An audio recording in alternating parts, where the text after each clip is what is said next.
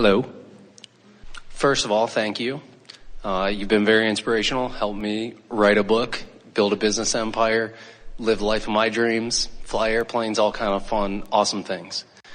My question is specifically about channeling and receiving just information in the vortex. How to... A lot of this creation that you were just talking about is just that, isn't it? In other words, rendezvousing in the vortex really is at the basis of all wonderful things, including what you are calling channeling. Yes. When you accept that the broader part of you is in your vortex, and when you go in and you tune yourself to the frequency of it, then you know what your inner being who is inside the vortex knows. So Esther's vortex gathered up her inner being and all of us, and here we all are at this frequency in the vortex, so to speak.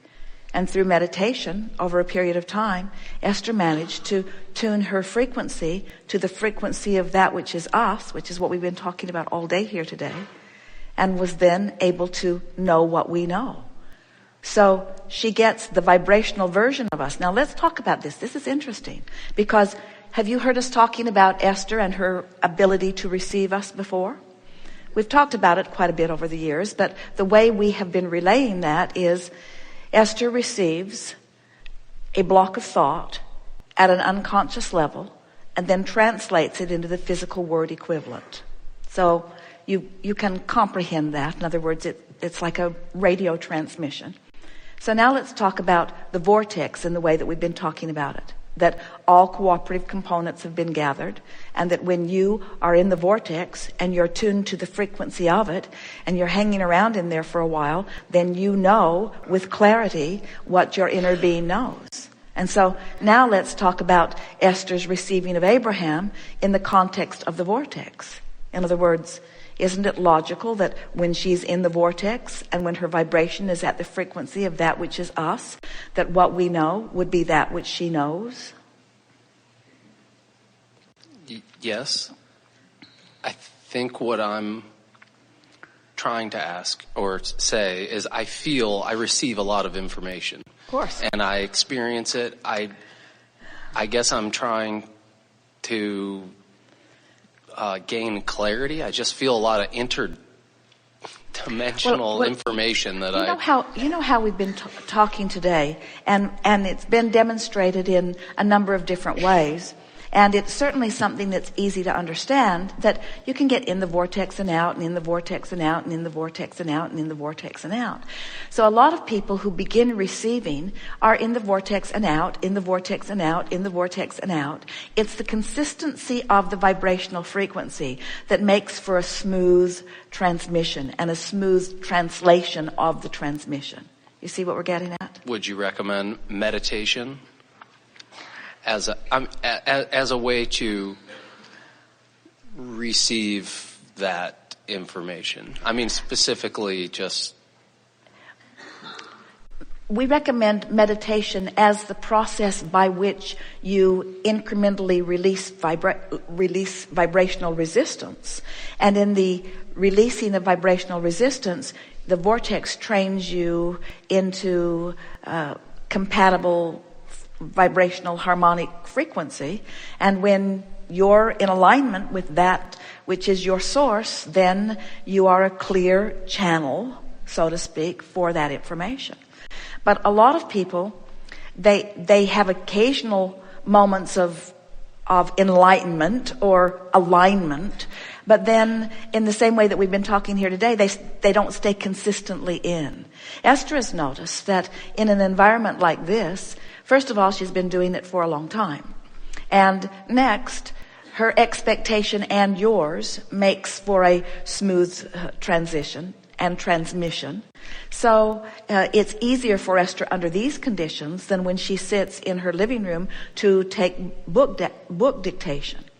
When she's taking book dictation, she really has to focus herself there. In other words, you help her focus here. Okay. By the power of your summoning, so to speak. Okay. So just remember that what you're receiving is perspective of source. So if your goal in the channeling or in the interaction is to receive an answer to a question, and the question is really active within you, or a solution to a problem and the problem is really active within you, well, this isn't the right moment in time for you to receive the answer, because the answer is a different frequency than the question, or the solution is a different frequency than the problem. But sometimes people push forward anyway, even though they're not in the frequency, and then what they get is a distorted or an uncomfortable exchange. So we think what you're getting at in this wanting to understand the process is, and what we would always like to say about the process of receiving in this way from source energy, is get into the vortex and then. Get into the vortex. And that's what Esther did without even knowing it. She and Jerry meditated for 9 months, almost 10 months, but for 15 or 20 minutes every day. And in that process, while she didn't understand it then, because we weren't giving her the information then, every day her vibrational frequency was raising, until one day she received very clear impulses of movement from us. So it was like 9 months after being told you'll have a clairaudient experience? It was that. Now, it doesn't need to take that long, and many of you who have been listening to recordings or have been meditating, in other words, we're not saying that is the standard or the correct time. It's just it's just the amount of time that it took Esther to relax into and allow her vibration to raise. And then for quite a long while, before she was aware of it, we were offering her blocks of thought. And as she was receiving them and translating them, she didn't know that it was not her own mind that was generating them. And so one day we began writing messages with her nose as if she were writing on a chalkboard. And she knew that she wasn't directing the messages. And she said to Jerry, I'm spelling the alphabet with my nose. And Jerry got a notebook, and for several days, that's how we communicated, one letter at a time.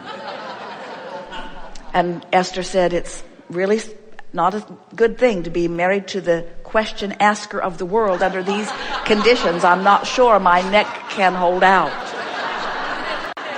But once she realized that she was receiving, then we were able to explain to her through that process that she was receiving and that she could hear the thought. And then her hands started buzzing. She began receiving it in that way, and then she began receiving it in the way that she does now, all happening very quickly. Yeah, yes. I guess it's the clear, articulated relationship that exists right now between you and Esther. And it's possible for everyone, as right. All things are possible for everyone who desires. I'm just interested in some guidance to help establish that. Well, these are the things that we encourage. Once your desire is in place, and it is, know that your inner being is projecting thought to you, and understand that it's not about waiting around for us or them to present information to you. It's because we are all the time. Mm-hmm. In other words, we have an ongoing frequency that is broadcasting, and when you tune into it, you can receive it. When you make it personal to you, in other words, when you specify what it is that you are wanting, the frequency gets way, way stronger. Sort of in the same way that when you are co-creating with anyone, as you begin interacting and you become more specific, the more specific you are, the stronger the transmission becomes. So once you are consciously acknowledging that it is something that you want, and then once you are consciously acknowledging that it is something that happens, then the progress of it begins to happen very quickly. Okay, thank you. And the other thing is, don't try to make it happen. It's something that you want to allow to happen. Get in the vortex and then. Thank you. Very good.